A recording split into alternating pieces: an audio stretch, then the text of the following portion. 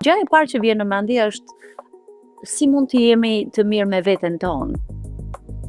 Dhe kur je në një vend social, siç është Shqipëria, pak a shumë ulesh për kafe me njëri tjetrin dhe nuk je në gjendje të mbrosh tramën tënde, për arsye sepse si thash edhe më parë, ato lloj personash që kanë kaluar trama i kthejnë në vendet që ndihen më të sigurt.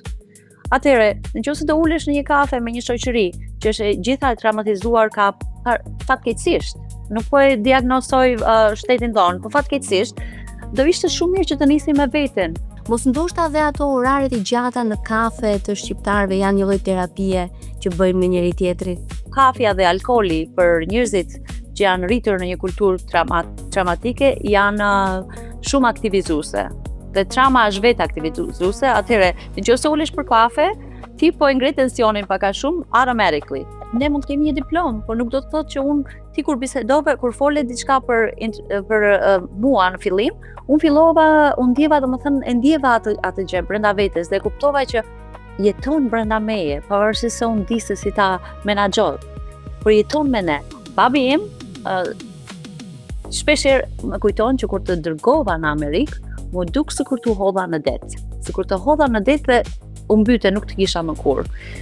Prindrit e mi janë shumë fatmirës tani, për arsye kanë patur fat sepse edhe unë kam dalë në jetë kur i thonë dhe i kam bërë që të ndihen krenar. Por ka dhe prindër që i kanë dërguar prindrit me gjithë të mirat dhe fëmijët e tyre nuk janë, jo vetëm që janë këtu ku jam unë, po janë në burg.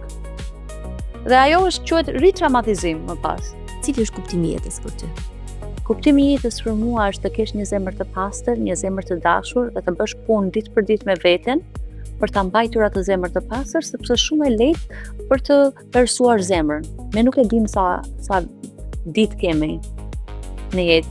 Dhe kur të thash që e di kuptimin e jetës është sepse flas për vdekjen e vetes time gati ditë për ditë për të jetuar. Çfarë është lumturia dhe pse e kërkojmë aq shumë të gjithë? Të gjithë jeton për një lloj qetësie shpirtërore. Lumturia është qetësi shpirtërore. Qetësia shpirtërore nuk do të thotë që nuk ke probleme. Unë besoj me gjithë zemër, me gjithë shpirt këtë gjë. Dhe nëse unë nuk le diçka nga pas pozitive përveç familjes time, më duket sikur nuk kanë lënë asgjë.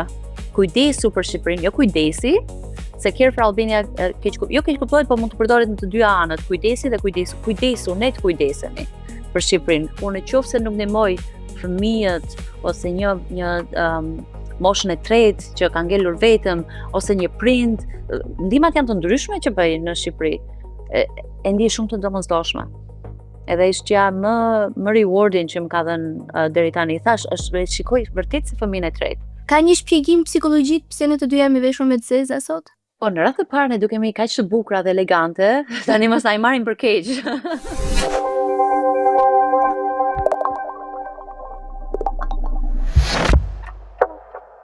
Mirë se ju gjeni Ilvatare Talks. E ftuara ime sot me ka lindur në Korçë, në një nga periudhat e trazuara të historisë shqiptare. Jetoi fëmijërinë në komunizëm, përjetoi kaosin dhe dhunën e tranzicionit të pas viteve 90 me ardhen e demokracisë dhe pastaj prindrit e saj bën diçka që kërkonte guxim të jashtëzakonshëm. E larguan të vetme për në Amerikë me ëndrrën për të ndërtuar një jetë të re, një jetë më të mirë, më të sigurt dhe bën shumë mirë. Me vetëm $300 në xhep, 19 vjeç, pa gjuhë, pa miq, pa network, pa të rrjetin mbështetës, Sonila Sidaras ndërtoi gjithçka nga e para. Sot, me mbi 2 dekada eksperiencë klinike, udhëheq Sidaras Saidi & Associates, një praktik private me disa kolegë të tjerë dhe është një ndër psikologët më të njohura shqiptaro-amerikane.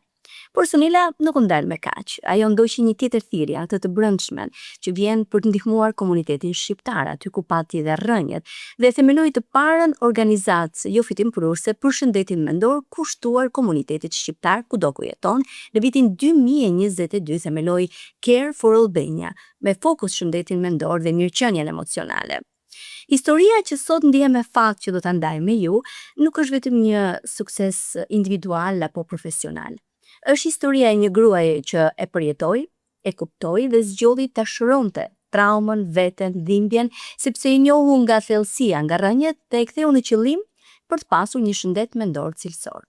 Sonila Sidaras, të falenderoj që je me mua sot. Faleminderit Ilva. Unë e thash që ti ke lindur, je rritur në Korçë dhe me siguri ke kujtime të fëmijërisë të atyre viteve, të 10 viteve përpara nën komunizëm, e më pas erdhi demokracia. Mund të na ndash me ne një kujtim që të ka mbetur, ka lënë gjurmë tek ty në ato vite? Patjetër, edhe të falenderoj dhe për prezantimin, për arsye sepse këto lloj dhimbjesh, këto lloj tranzicioni që kalojmë në jetë, nuk harrohen kurrë. Dhe më preku pak historia ime, po historia e të gjithëve që emigrantëve që vinë këtu. Për mua, duke u rritur, ose kam disa gjëra që quhen light bulb në fushën e psikologjisë. E light bulb është që janë disa momente që nuk harrohen kurrë. Si puna e 9/11 ose si puna e në Shqipëri që jemi ka kaluar tranzicioni komunizmit, por do zgjedh vetëm disa gjatë komunizmit dhe pastaj një tjetër në 90-ën që ka ndodhur edhe në 97-ën që pak a shumë i dim të gjithë. Eksperiencia ime ka qenë kur kam qenë 5-6 vjeç, duke ecur vetëm te gjyshja e mamit, kam parë dikë që ka rrahur gruan e tij aq keq në sy të gjithëve dhe për mua kjo gjë, domethënë më çudit sepse 5-6 vjeç si fëmijë që ti isha në atë pozicion duke parë diçka të tillë ka qenë e tmerrshme. Sidomos që jam nëna e 2 fëmijëve dhe një vajzë 8 vjeç tani, gati moshën që isha unë. Dhe duke i dalë gjak nga veshët, këtë pamje kam në këtë moment, dhe gjëja që më bëri më shumë përshtypje është që doja të shkoja ta ndihmoja, por kisha frikë si fëmijë, dhe asnjëri tjetër që po e shikonte këtë lloj dhune, nuk ishte në gjendje ose nuk ka dashur më mirë për të ndihmuar këtë grua që ishte abuzuar në publik. Kjo ishte një nga eksperiencat më të dhimbshme në jetën time që e kujtoj përsëri, sidomos tani që kemi një nga dëshirat e mia është që të ndihmoj vajzat e reja shqiptare që të shikojnë thelbin e tyre dhe çfarë t'i japin në jetë për veten e tyre dhe për të tjerët. Ndërsa një tjetër eksperiencë që ka qenë gjatë komunizmit përsëri ishte kur kam parë një ushtar, dhe kjo kam qenë në moshë të vogël, ndoshta 8-9 vjeç, duke vrapuar sepse donte që të ikte nga Korça, e kishin kapur ose kishin dëgjuar diçka për të, nuk e di se si është historia e tij, por duke vrapuar dhe policët e kapën dhe filluan të abuzonin atje në publik, duke krijuar një trauma për të gjithë publikun, që tani si psikologe e kuptoj shumë më mirë, për të patur frikë që të mos fliste njëri tjetër. Çfarë shkaktonte tek individët që e shikonin atë moment dhunet? Ajo frika, çfarë prodhonte tek shoqëria? Në gjykimin tënd tani si psikolog. Po, siç thash edhe vetë, tani e kuptoj më ndryshe dhe mund të flas në anën psikologjike të saj. Në rast të parë kur je njëri që nuk je në gjendje të flasësh, duke abuzuar nga një trauma kolektive që e quaj në Shqipëri, shkakton gjërat somatic në rast të parë që e ndjen në trup. Por në të njëjtën kohë përveç duke parë këtë lloj dhune, ti nuk je në gjendje që të flasësh për arsye sepse nga ana traumatike, gjëja e parë që ndodh të gjithë te ne është që ana e djathtë dhe majtë e trurit bllokohet dhe pjesa e gjuhës e të folurës është ajo që gets frozen, e ngrirë. Mund të shikosh një person shumë intelektual, që është në gjendje të flasë shumë mirë, por kur ka kaluar një lloj traume dhe i prek atë lloj traume, ose në moment që ky ushtar për shembull ishte në një goditje në mënyrë brutale, nuk është në gjendje të flasë. Atëherë, ky është vetëm një rast që kam parë unë. Duke u rritur në një komunitet me frikë për 50 vjet, që ishte ndërtuar trauma mbi trauma, atëherë gjua është në gjendje që njerëzit që mos flasin, edhe ata më intelektuale që kanë dashur të flasin, sepse është krijuar një lloj trauma kolektive. Dhe më tepër, këto lloj traumash dalin pastaj te familja, më shumë, sepse atje ndihemi më safe, ndihemi më të mbrojtur, dhe mund të jetë displaced, mund të jetë shpërqendruar, shpërn nga ajo lloj traume që kemi kaluar te shtëpia duke i thirrur fëmijës ose duke u bërë më irritable, duke bërë më agresiv. Ka dashur për arsye sepse truri mban shumë gjëra që duhet i nxjerrë në një mënyrë pozitive, siç mund të jetë terapia ose një vend i safe, një vend që të krijon një ambient që të ndihesh i qetë duke folur. Sunila, a ka një destin, a ka një rrugtim caktuar për shoqëritë e traumatizuara, të cilat nuk janë në gjendje për shkak të dëmtimit të traumës që kanë mësuar, nuk janë në gjendje të mos ndërtojnë shtet, të kenë institucione të dobta, të mos kenë besim tek njëri tjetri, të krasin keq për njëri tjetrin, të mos pranojnë suksesin e tjetrit, po listoj shumë se dua të kuptoj çfarë ndodh me shoqërinë tonë, e cila fatkeqësisht pëson trauma pas traume. Po, e kuptoj shumë mirë pyetjen dhe të gjitha gjërat që ti përvole janë ato që ndodhin tani në shoqërinë tonë. Dhe unë jam pak a shumë, megjithëse kam qenë këtu, jam këtu në Amerikë për 27 vjet, unë shkoj në Shqipëri shpesh. Shkoj gati vit për vit, jo vetëm për organizatën që kam hapur, por edhe për të kuptuar kulturën që ka ndryshuar, edhe s'ka ndryshuar në të njëjtën kohë. Unë prandaj them kulturë traumatizuese ose collective trauma, që quhet në anglisht, për arsye sepse nëse ke shumë njerëz vërdall teje që janë të traumatizuar, që unë e kuptoj në Shqipëri, pa i quajtur individ të traumatizuar, po jemi si komunitet, së bashku jam dhe unë atje, duke ndarë traumat e mia këtu, do ndodhin lloj-lloj fatkeqësisht në shtet ose me njëri tjetrin. Gjëja e parë që vjen në mendje është si mund të jemi të mirë me veten tonë. Dhe kur je në një vend social, siç është Shqipëria, pak a shumë ulesh për kafe me njëri tjetrin dhe nuk je në gjendje të mbrosh traumën tënde, për arsye sepse si thash edhe më parë, ato lloj personash që kanë kaluar trauma i kthejnë në vendet që ndihen më të sigurt.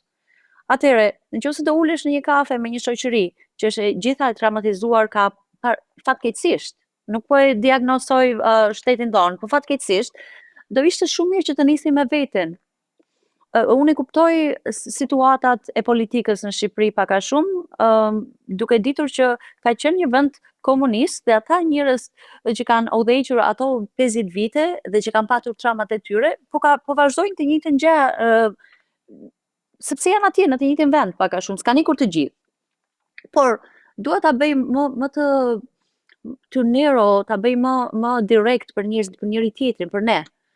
Çfarë mund të bëjmë ne në një shoqëri të tillë? Dhe gjëja e parë që nis, siç kam nisur dhe vetë, është me veten tënde.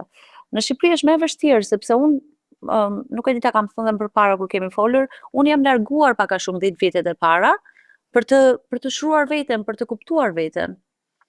Dhe më pas kam filluar, kam integruar të dyja kulturat, sepse shumë e rëndësishme për mua që të jem shqiptare, jam proud, shumë krenare që jam shqiptare, dhe shumë krenare që jam dikush që dua të ndihmoj njerëzit e mi këtu dhe andej. Kështu që nuk dua të keq kuptohen. Urime edhe për Shqipen pas 27 vitesh që jeton këtu në Amerikë është mbreslënse. Dua të ndalem pak këtu, sepse më ngacmove me faktin që me pa dashje rrethanat janë të tilla, ne nuk zgjedhim vendin ku lindim. Po, Qëllori që lindëm aty. Dhe e ndaj me ty që në një farë mënyrë, edhe nëse nuk kemi qenë të ekspozuar në mënyrë të drejtë për drejtë ndaj një dhune në familjen tonë, e kemi parë tek komshiu, tek miku, mikja, tek të afërmit. Dua të kuptoj, dua të shfrytëzoj tani edhe edukimin tënd si psikologe. Mos ndoshta edhe ato oraret e gjata në kafe të shqiptarëve janë një lloj terapie që bëjnë me njëri tjetrin. Ja duhet jenë të tilla? Si justifikohet, domethënë? Po flas fare hapur sepse dua vërtet të ndihmoj publikun në një mënyrë më të madhe se ne të dyja, por janë pozitive në qoftë se kafja dhe biseda është pozitive. Jo toxic positivity, si themi, që të gjithë të veshim dorashka dhe të themi pse nuk ndjejmë. Më shumë në qoftë se ulesh në një kafe, në radhë të parë, dua të them, kafja dhe alkooli për njerëzit që janë rritur në një kulturë traumatike janë shumë aktivizuese.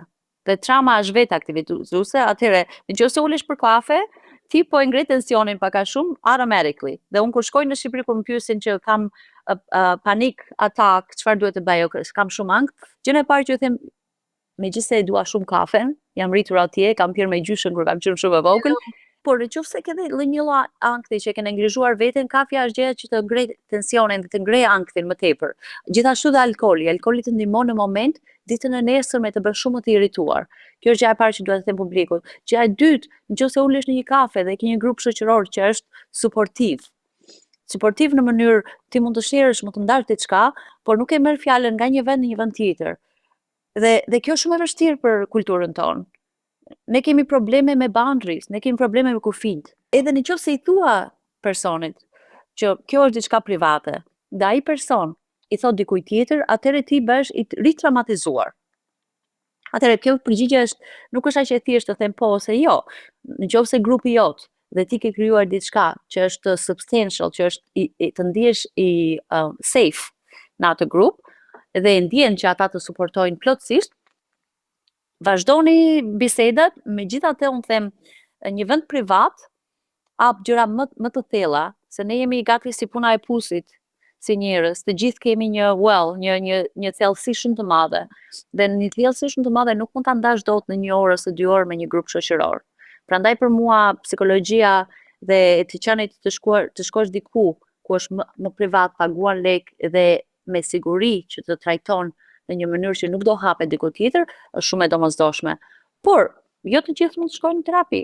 Prandaj kjo është më e rëndësishme të nxjerrësh një grup njerëzish, ashtu e zgjedh edhe këtu, nuk është vetëm në Shqipëri. Unë këtu mundohem të zgjedh atë që, domethënë, ndaj diçka dhe e di që ai person nuk e ndan diku tjetër. Po kjo të bën të ndahesh me njerëzit gjithashtu, të bën të seleksionosh shumë jashtë vetes, që ndihesh vetëm.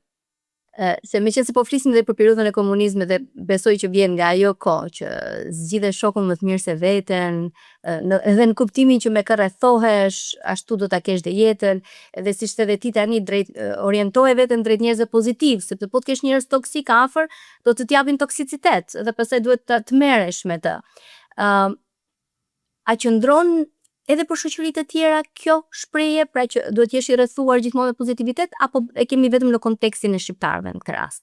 Jo, qëndron kudo. Unë kam punuar për 20 vjet me shoqëritë amerikane ose me të huaj, për shembull indiano-amerikan, pakistanez-amerikan, kanadez-amerikan, izraelist-amerikan, domethënë në të gjithë shoqëritë qëndron kjo gjë, sepse ka njerëz toksik everywhere dhe ata nuk duan kudo, dhe ata nuk duan të jenë toksik.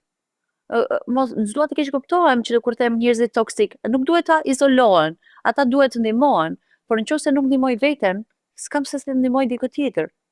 Dhe i mbyturin, po përdor atë fjalën që përdorim në Shqipëri. Janë kudo, veçse në qoftë se një shoqëri është akoma më e traumatizuar, do ketë më shumë gjëra negative dhe toksike, sepse ata persona janë keq trajtuar, kanë keq trajtuar veten, kanë krijuar dhunë në familje ose në komunitet.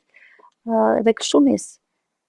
Si mund të shërohen këto traumat kolektive për cilat ne po flasim, nga komunizmi, më pas tek demokracia, kur unë po lexoja pak për ty para se përveç bisedës telefonike që bëm para intervistës, ishte episodi i nënës që me 2 granata i lëtonte ty dhe motrën në shkollë, kur ishit 5 vjeç.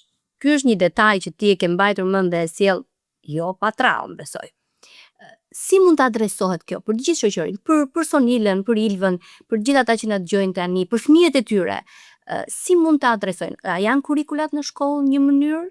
A është duhet një lloj fushate ndërgjegjësimi apo disa fushata të pandalshme që ta vetëdijsojnë shoqërinë që ka këtë problem dhe nuk zgjidhet as duke ndënjur me orë të tëra duke qarë hallet me njëri tjetrin, por vetëm duke kërkuar ndihmë të specializuar. Tani është e vështirë të ndryshosh të gjithë komunitetin dhe të flasësh për gjithë komunitetin, sepse çdo njeri, siç e thash përpara, duhet të bëj punën e vet. Dhe në radhë të parë njeriu duhet ta kuptojë nga ana kognitive për të bërë punën e vet, të ndërgjegjësohet në vetvete nga ana emocionale, që është gjëja më e vështirë që mund të bësh, nuk ka rëndësi sa diploma ke, dhe nga ana somatic, që vjen nga latinishtja, që është nga ana e trupit, që trauma qëndron në trupin ton.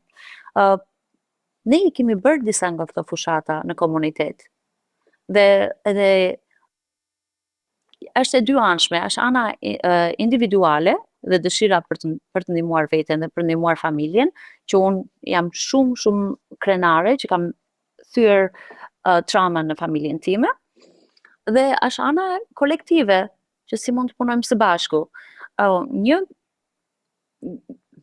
Një nga anët që unë domethënë nuk më pëlqen kjo gjë në Shqipëri është që ne fokusohemi shumë nga ana kolektive vetëm. Çfarë duhet të bëjë qeveria? Tani nëse ti nuk e bërë gjë me veten tënde, me familjen tënde, si mund të kërkosh diçka tjetër, diçka më të madhe, dhe nuk ka rëndësi çfarë lloj qeverie është. Sepse këtu jemi në vend demokrat në Amerikë, që i kemi të gjitha resursit dhe nuk ka shumë individ që shkojnë në terapi dhe nuk janë në gjendje të kthyen traumat ose shkojnë në terapi. Po kam një pyetje, Somira. Po nëse ti nuk e ke vetëdijsin, nuk e ke edukimin e duhur, formimin e duhur që ta kuptosh që ke një problem, nuk po fajsoj qeveritë, dhe madje i lëm fare nga diskutimi. Po. Fjalën ke sistemi. Nëse unë nuk jam brumsuar, nuk më ka shpjeguar njëri që kjo që kam, kjo që ndjej, kjo traumë kolektive duhet adresuar, unë as nuk e di që kjo quhet traumë, as nuk e di që kjo është dhunë, nuk arrit ta diagnostikoj. Pikërisht, prandaj nga ana kognitive, duke dhënë në mësim, ose duke bërë ana emocionale në shkollë, ose duke folur sa më shumë si podcasti jot, ose tani janë rritur anët psikologjike dhe dëshira për të rritur nga ana psikologjike të gjithë ne, pak a shumë. Dikush nuk mund ta kuptojë dhe i duhet më shumë ndihma kognitive, por intelektualet e kuptojnë, i duhet më shumë ndihma emocionale. Ndihma emocionale është diçka, është si puna e walking in minefields, duke ecur në përbomba. Se ne mund të kemi një diplomë, por nuk do të thotë që ti kur bisedove, kur fole diçka për mua në fillim, unë ndjeva, domethënë e ndjeva atë gjë brenda vetes dhe kuptova që jeton brenda meje, pavarësisht se unë di se si ta menaxhoj, por jeton me ne. Ndërsa ana somatik është akoma më thellë, nga ana e trupit. Ne fillojmë rajt e zemrës, shkojmë te doktori thotë nuk e gja. Tani kjo është diçka emocionale, psikologjike, kognitive, nga të gjitha që duhet të mësojmë. Domethënë nis nga edukimi si fillim, që unë kam bërë disertacionin për komunitetin shqiptar dhe kur kam bërë kërkimet, hulutimet quhet tani, hulutimet kam kuptuar që fusha e psikologjisë në Shqipëri është nisur në vitin 2000 për herë të parë. Duhet të kuptojmë dhe vetë që nuk mund të ecim 100 per mile me një shpejtësi shumë të madhe, sepse sa është nisur. Dhe duke lidhur këtë gjë me anën pozitive, që unë tani kam gjetur 26 terapiste shqiptare amerikane në Amerikë. Tani psikologjia është hapur edhe në Shqipëri, që ka shumë terapiste në Shqipëri dhe që duan të ndihmojnë veten, të ndihmojnë të kuptojnë traumat e tyre. Kjo është gjë pozitive. Patjetër dhe jam dakord me ty. Do doj kohë, nuk është një gjë që ndodh brenda natës. Jo të gjithë, siç ti e the me të drejtë, nuk duhet ta shohim vetëm si komunitete dhe si traumë kolektive, por individi ka një rol shumë të madh në mënyrën se si do ta qas edhe si do t'i adresohet. Do të bëj një pyetje që lidhet sa me prindrit e tu, aq edhe me prindrit e mi dhe gjithë shqiptarëve që jemi këtu ndoshta. Kur marrin atë vendimin që u therr zemra të largojnë fëmijën e tyre për një të ardhme në emër të një të ardhme më të mirë, a psojnë ata një traumë dhe a shërohet ose fillon të qetësohet pak kjo traumë kur fëmia është sot psikologe dhe ka qendrën e saj që quhet Sonila Sejdaras për shembull në Chicago? Trauma nuk shërohet kur në rast të parë. Do të jap një shembull për traumën, se si mund ta shohim nga ana e syrit. Është si puna e një librarie, që librat janë hedhur kudo, dhe nëse shkon dhe merr një libër, nëse trauma nuk është procesuar, nuk e bën punë me traumën tënde, gjithë librat e tjera bien për dhe. Ndërsa nëse ke punuar me veten tënde, ato traumat janë të gjitha atje, librat janë të gjitha atje. Memoret janë të gjitha atje, veç se ti zgjidh një libër, siç po zgjedhim tani, dhe asgjë nuk bie nga poshtë. Kjo është, domethënë që të gjithë duhet ta kuptojmë që trauma nuk shërohet. Babi im shpeshherë më kujton që kur të dërgova në Amerikë, më duk sikur të hodha në det. Sikur të hodha në det dhe u mbyte, nuk të kisha më kurrë. Prindrit e mi janë shumë fatmirës tani, për arsye kanë patur fat sepse edhe unë kam dalë në jetë, kur i thonë, dhe i kam bërë që të ndjen krenar ndaj meje dhe të kuptojnë që bën zgjidhjen e tyre. Por që kemi patur trauma familjare, duke u ndarë nga njëri tjetri, si unë, si ata, ajo është diçka që rri me ne gjithë jetës dhe se pjesa është që unë kam bërë punë me veten, pjesa tjetër është që kam qenë dhe me fat. Me kë kam njohur, çfarë rrugë kam zgjedhur, nuk është vetëm të bësh punë me veten, se është dhe fati, kë ke njohur është dikush që siç u njohëm ne bashk, unë nuk e dija që ishe këtu. Ky podcast për mua quhet shumë fatmirës. Por ka dhe prindër që i kanë dërguar prindin me gjithë të mirat dhe fëmijët e tyre nuk janë, jo vetëm që s'janë këtu ku jam unë, po janë në burg. Dhe ajo është quhet ritraumatizim më pas. Sepse prindi ka dhënë shumë, ka kushtuar shumë për ty, anën emocionale, financiare, babi im tha të gjithë lekët që kishte, të gjithë savings, $7,000 për të paguar për mua të ikja. S'kishte asnjë gjë me vete kur i ka unë. Por ka dhe fëmijë që kanë ardhur në moshën 18-19 vjeç, siç erdha dhe unë, moshë shumë delikate që kanë zgjedhur një rrugë që s'kan ditur si ta menaxhojnë. Këtu dua të pyes pak. Unë në thash në hyrje, $300, 19 vjeç, në mes të rrugës, jam e sigurt që nuk e ke gjetur asfalt të shtruar këtu, edhe ke kaluar dhe ti vështirësitë e tua. Si vendoset të bëhesh psikologe? Unë besoj se pyetje ma kanë bërë shumë. Vendimi e një pune nuk është gjithmonë vendim intelektual, është vendim emocional pak a shumë. Ne jemi të tërhequr ndaj diçkaje, prandaj shkojmë te ajo fushë. Pa e ditur në subconscious, se shumë gjëra që i bëjmë në subconscious pa e kuptuar, por na shtyn diçka. Kur ndava dy ato eksperjencat e mia kur kam qenë shumë e vogël, jam më se sigurt që jeta në Shqipëri dhe kush kam qenë unë si Sonil, në një moshë shumë të vogël, shumë e ndjeshme si person, dhe e fortë, edhe si fëmijë. I didn't back down, nuk jam tip që kam frikë nga gjërat që më vinë te unë. Besoj se ajo më ka bërë të zgjedh këtë fushë. Gjithashtu, unë e mbaj dhimbjen e jetës time dhe familjes ose kulturës shumë afër vetes për të dhënë shpresë te tjetri. Se në radhë të parë kam dhënë shpresë vetes. Se nuk do isha këtu nëse do isha viktim gjithë jetën. Vi nga një vend i traumatizuar, jam vetëm, nuk më ka ndihmuar njëri këtu, edhe atë kam bërë në moshë të re.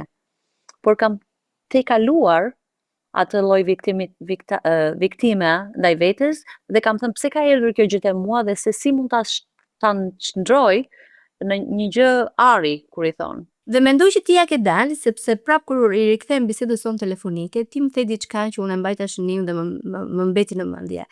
Ilva, unë e di kuptimin e jetës, më tha. Edhe unë mendoj që ne kalojmë gjithë jetën duke e kërkuar kuptimin, edhe unë her pas here më duket sikur kuptimi në momente të caktuara, periudha të caktuara të jetës më merr dhe një kuptim tjetër.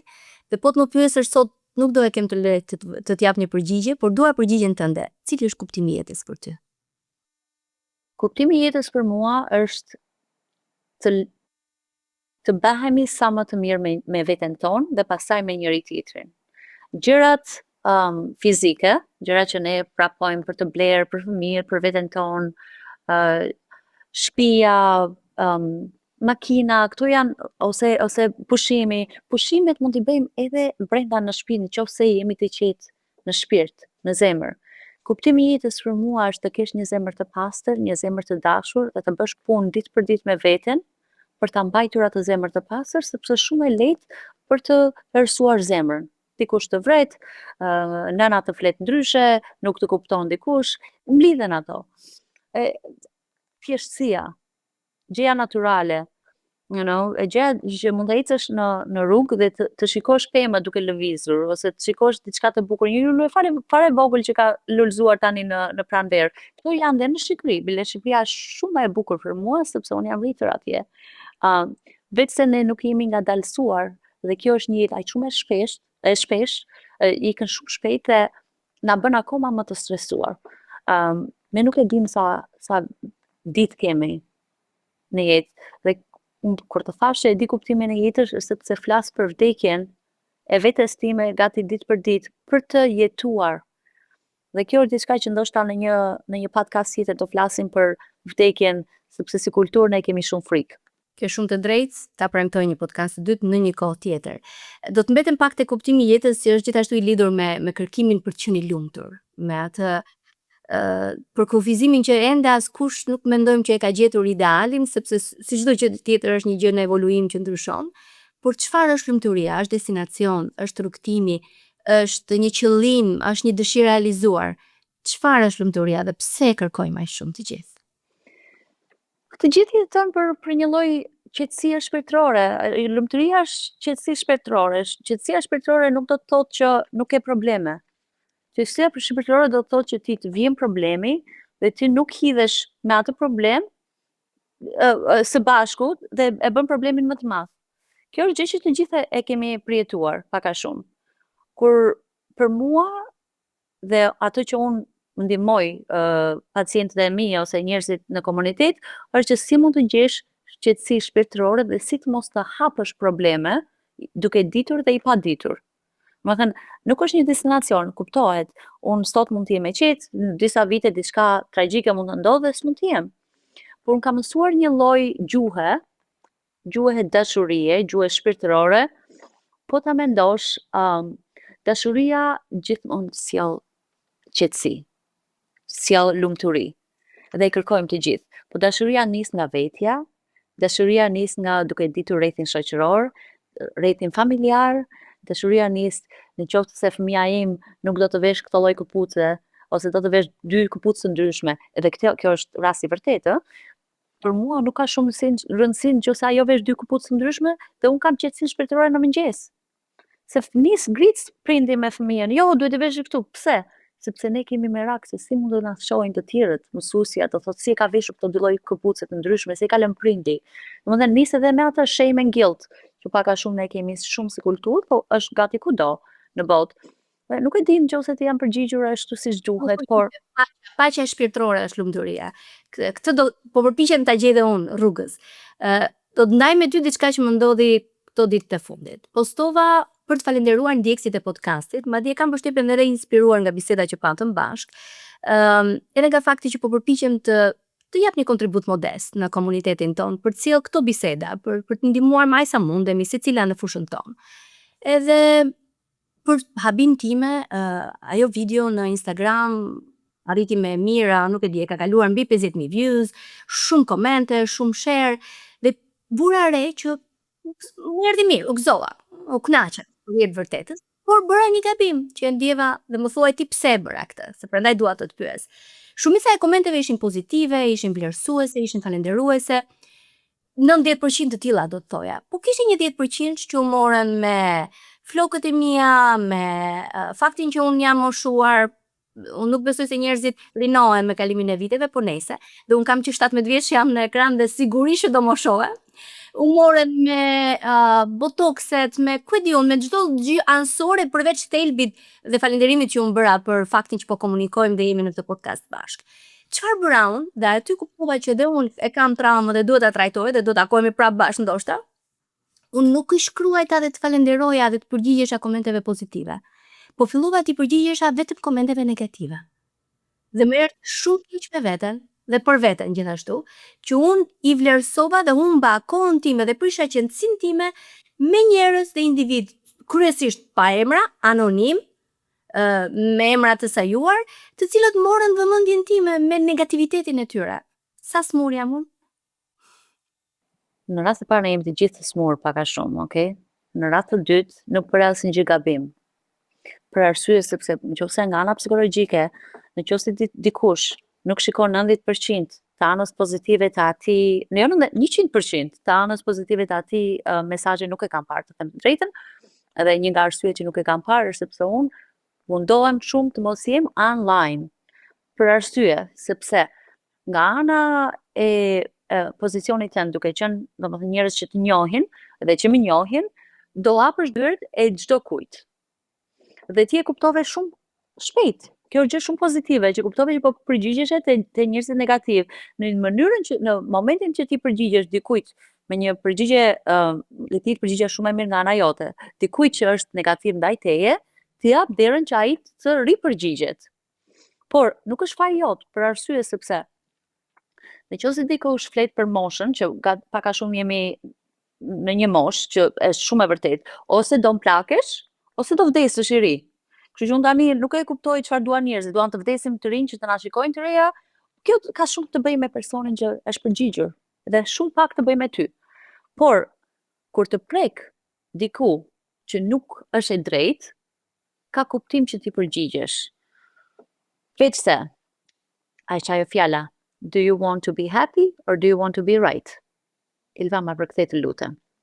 A do të ishe lumtur apo do të kesh të drejtë? Unë do zgjidhja lumturinë, në fakt. Pikërisht, dhe në momentin që ti je përgjigjur, është sepse ka trigur diçka ndaj teje, që në 100% të mesazhit tënd, në vend që të shikonin pjesën pozitive, kanë zgjedhur një gjë negative që nuk është ndaj teje, po është ndaj personit që ka folur. Kështu që të sugjeroj herë tjetër, siç e ke kuptuar dhe vetë s'kam as të bëja fare sugjerim, sepse e ke kuptuar shumë shpejt dhe kjo është gjë pozitive, është që përgjigjet të mos kthehen te njerëzit negativ. Njerëzit negativ flasin për veten, po e quhet projection kjo gjë. Dhe mund të thonë çdo lloj gjëje sepse ne japim derën e gjithë botës ndaj këtyre podcasteve ose online. Shumë e drejtë. Okej, unë jam një paciente që mësoj dhe dëgjoj edhe do bëj më të mirën. Për mirë, dhe unë besoj që të gjithë jemi nga pak pacient, ti ke të drejtë. Të gjithë, po. Të drejtë. Tani kam një pyetje që e kam pasur gjithmonë, edhe është gati ekzistenciale. A është e trashëgueshme në ADN trauma? Unë e di që ka shumë studime të fundit edhe kërkime dhe ka dhe zhvillime, sigurisht edhe shkenca po ecën bashkë me AI-n, si çdo gjë tjetër jemi në shoqëri evoluimi dhe transformimi tashmë që uroj të ta ndjekim dot ritmin. Por a është e trashëgueshme? Për shembull, unë po lexoja që studimet tek pasardhësit e të mbijetuarve të Holokaustit kanë treguar që ndikimet psikologjike dhe epigenetike mund të shfaqen deri në gjeneratën e 3 dhe të 4 tek ata. Po në rastin e shqiptarëve? Gjithashtu, në rastin e gjithë botës, që DNA ose ADN e mbajmë në trup dhe e trashëgimojmë pa dashur. Gjithashtu është dhe qëndresa ndaj stresit dhe ndaj traumës. Dhe do ishte më e balancuar të flasim për të dyja, sepse i tremb pak a shumë njerëzit kur flet për ADN-n e traumës dhe jo për ADN-n e qëndresës ose ADN-n pozitive që ka pak a shumë çdo njeri. Pra ne kemi disa ADN brenda vetes, kemi ADN-n resilience, qëndrueshmërinë, po. Kemi ADN-n biologjike, ADN-n e traumës, ADN-ja biologjike është, po, ADN-ja biologjike mbledh të gjithat, po. Kemi traumën, kemi dhe qëndrueshmërinë. Arsyeja që zgjodha resilience, është sepse resilience dhe trauma shkojnë me njëra tjetrën. Ne kemi ADN të ndryshme, ADN-n e ankthit, ADN-n e depresionit, varet nga çfarë ancestors trashëgimi e vim. Prandaj tash të smur jemi të gjithë. Për arsye sepse gjithë ajo rrymë e luftrave të ndryshme të vendeve të ndryshme, plus traumat që kemi ndaj jetës tonë, mblidhet. Dhe kjo shkon bashkë me lumturinë, duke zbuluar veten pak nga pak, të kuptosh dhe të punosh me veten, duke së puna e qepës, të shkosh te thelbi. Domethënë ka shumë punë. Por nuk duhet harruar ADN-ja e qëndrueshmërisë, ADN-ja pozitive që kemi, ADN-ja e empatisë, ADN-ja që duam të ndihmojmë, sidomos si kom. Jam shumë krenare që jam shqiptare. Ne kemi ndihmuar jo Izraelët, Jewish, hebrejt. Kemi ndihmuar hebrejt kur nuk e ndihmoi asnjëri tjetër në botë. Dhe duke ditur që mund të vriteshim vetë, kemi ndihmuar edhe gjermanët, trupat gjermane që kanë ngelur në Shqipëri, se kanë bërë shumë studime nga këto gjëra për anën e psikologjisë, që kanë ngelur në Shqipëri dhe nuk kishin bukë të hanin. Dhe gjyshet tona ju jepnin patate dhe gjëra që ne nuk kishim bukë për vete të hanin. Kjo është trashëgimi te ne. Unë nuk jam kjo sonil që jam sot vetëm se kam bërë punë me veten. Unë kam gjyshen që më ka dhënë ADN, po dhe dashurinë dhe mirësinë, ato gjëra që ne i mbajmë mend, ose mund të kemi një mësuese, një edukatore. Unë para 10 vite shkova te edukatoreja kur isha 3 vjeç, që besonte te unë. Që më thoshte ti je shumë e zgjuar, por bën ca gabime sepse nga që je zgjuar. Dhe nuk ishin gabimet, të drejtën, por unë ishte çamaroke. Dhe kishte shumë vend atje të ishte çamaroke gjithkohë, është shumë e lehtë jesh të ulesh në bankë dhe të rish atje. Por është e rëndësishme të kuptojmë dhe anën pozitive që vim së bashku. Dhe ana pozitive është më e vështirë për të dalë në pa, se ana negative buçet. Dhe prandaj duhet të punojmë shumë me veten. Më falni nëse Sedonion nuk ka fare shumë mirë që po e shtjellojmë. Fëmijët e tu dhe fëmijët e mi e kanë trashëguar traumën tonë. Po. Por Çfarë duhet bëjmë në këtë rast? Dhe traumë e gjithë shqiptarëve që po flasin dhe po e shohin ndoshta edhe këtë po, podcast. në radhë të parë duhet të kujdesemi për veten. Dhe si nën që i dua shumë fëmijët, nuk jap mesazhin që haro fëmijët, shiko veten, por flasim nga ana intelektuale gjithkohës. Ver maskën e oksigjenit vet, nëse bie aeroplani, pasi ti vesh fëmijës. Sepse nuk ke si se të ndihmosh fëmijën tënd nëse s'ke ndihmuar veten. Absolutisht, dhe ne tani jemi në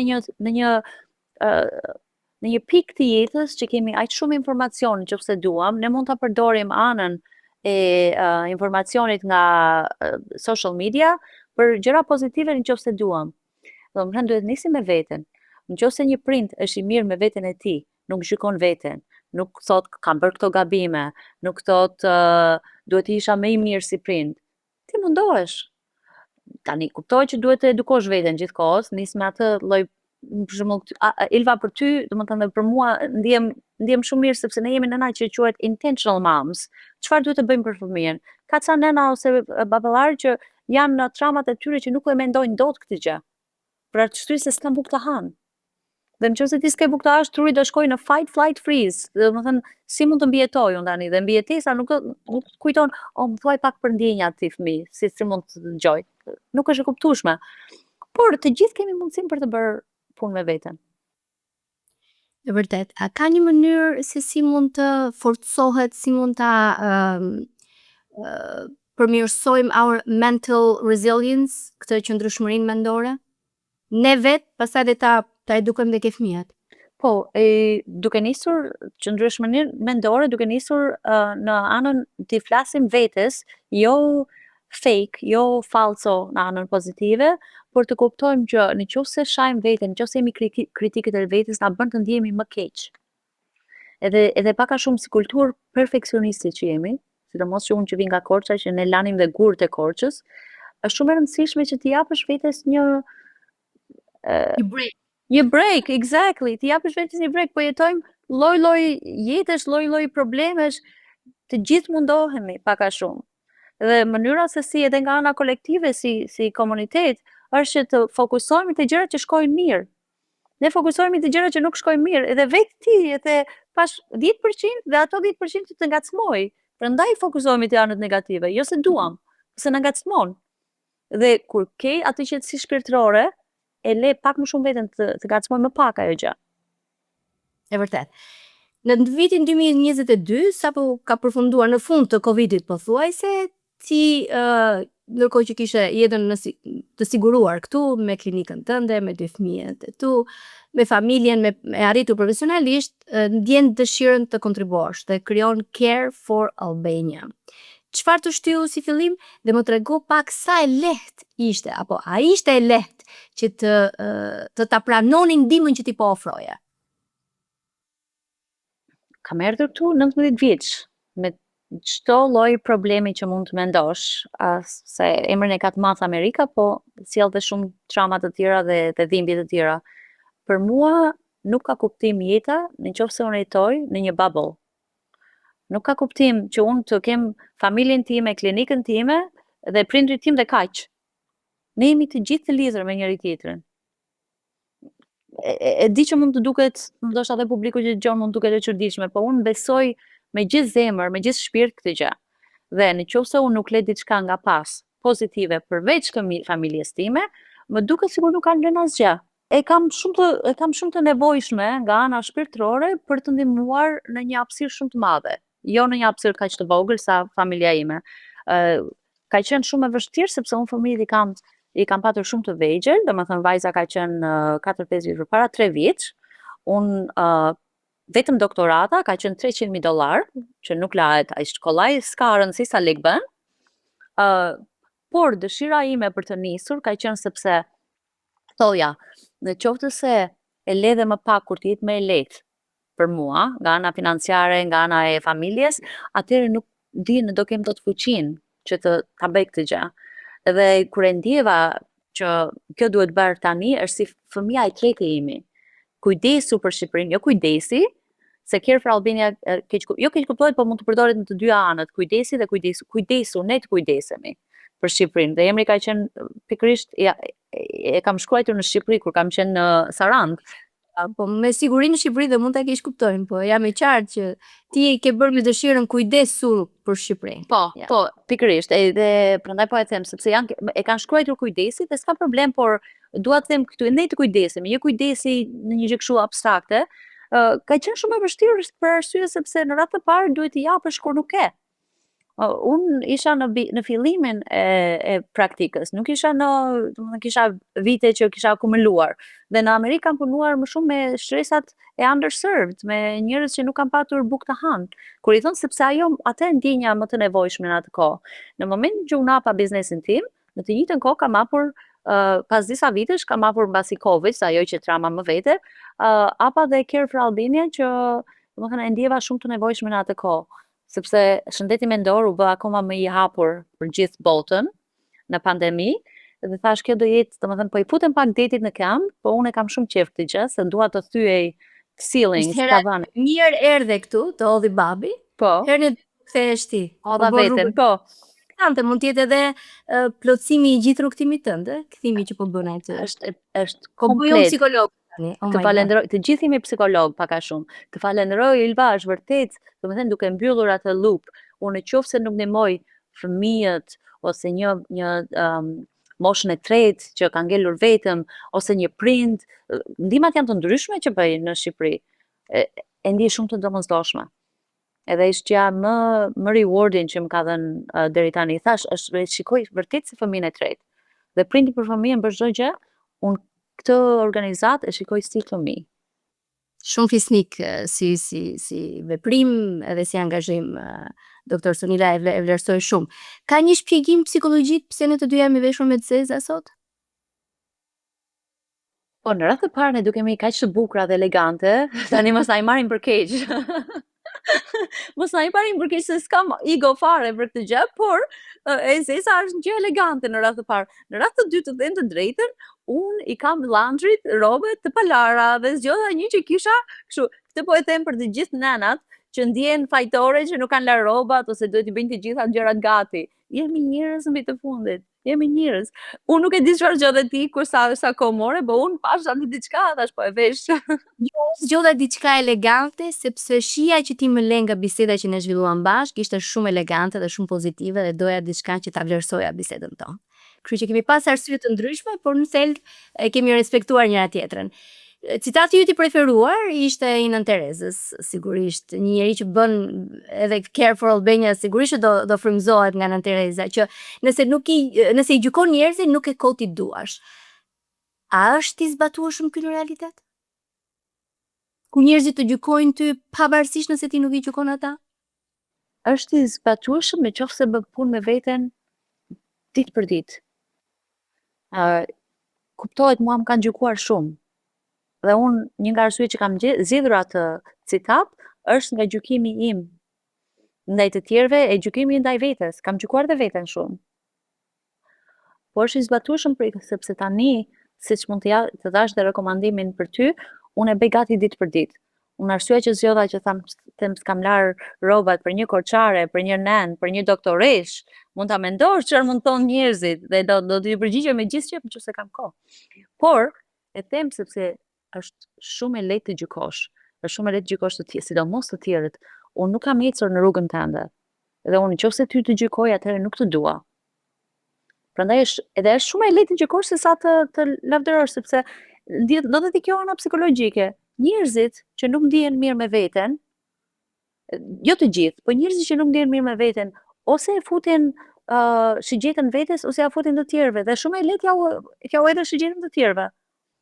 Sepse je vetë i lënduar dhe nuk të kushton asgjë, as nuk e mendon dhimbjen që shkakton tjetrit. Nuk e mendon sepse ti je në dhimbje për vete, prandaj anët negative, ata 10% që po thonin anët negative, unë thash tani dy kemi, ose të plakemi ose të vdesim. Nuk e di se na duan njerëzit. Por në radhë përgjigjja e saj është shumë e lehtë për njerëzit të thonë, "Wow, sa është plakur", mos shikojnë ata anën e inspiruese tënden, për arsye sepse nuk janë në atë lloj mentaliteti për ta parë anën e mesazhit që dërgove ti. Është shumë brapa, është fatkeqësi për personin, për individin, për familjet e tyre. Për ta mbyllur, një tjetër shprehje jote, një synim i yt në fakt me Care for Albania ishte që ti do të ndihmosh qindra dhe me shpresë të frymëzosh miliona. Kush është trashëgimia që ti do të lësh pas? Legacy. Legacia ime është duke dhënë shpresë njeriu pa shpresë. Kur vdes shpresa, ose kur shpresa shkon gati te fundi, të kur vdes, domethënë që ndodh suicidality e homicidality, nuk kemi shpresë dhe fillojnë vrasjet ndaj vetes së të tjerëve.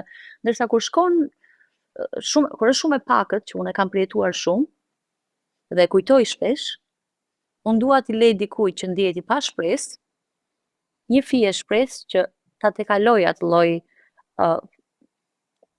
jo pikëllimi, dhe për të qenë ai person për të bërë si unë, ose për të bërë si dikush tjetër që ndihmon. Sepse si thashta më parë, jemi të gjithë të lidhur, dhe unë nëse jap dikujt shpresë, i kam dhënë komunitetit shpresë. Nuk ndihmon një person, ndihmon gjithë komunitetin. Shumë e vërtet. Shumë faleminderit.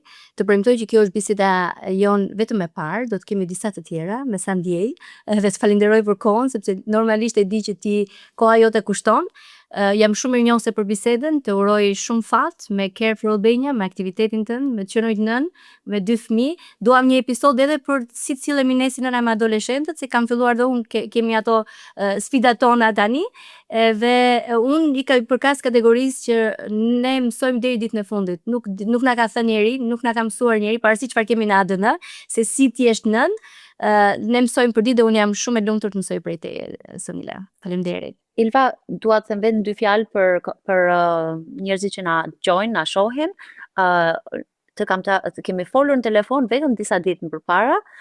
Fatkeqësisht nuk e dija kush ishe, për arsye se ishte 27 vjet këtu, dhe jam shumë e lumtur që je një person inspirues edhe për mua. Dhe të falenderoj përzemërsisht. Faleminderit ty. Mirupafshim.